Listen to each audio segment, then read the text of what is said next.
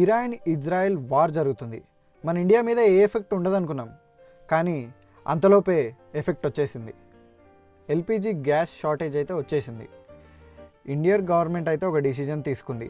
Commercial గ్యాస్ని ఎవరికి అమ్మొద్దని నోటీసులు ఇచ్చింది. ఇప్పుడు కనుక మీరు గ్యాస్ బుక్ చేసినట్లయితే అది 25-26 డేస్ పడవచ్చు, 1 మంత్ కూడా పడవచ్చు, అది మనం చెప్పలేము.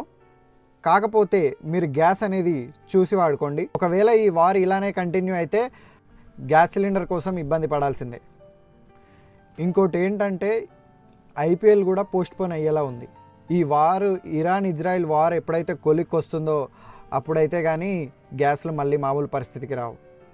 ఫుడ్ లవర్స్కి అయితే ఇది బ్యాడ్ న్యూస్ అనే చెప్పాలి. బయట hotels, restaurants and street foods వీటి మీద ఎఫెక్ట్ పడవచ్చు, ఉండొచ్చు, ఉండకపోవచ్చు. సో గాయస్, మీకు ఈ ఇన్ఫర్మేషన్ నచ్చినట్లయితే లైక్ చేయండి, ఫాలో చేసి కామెంట్ చేయండి. Thank you guys.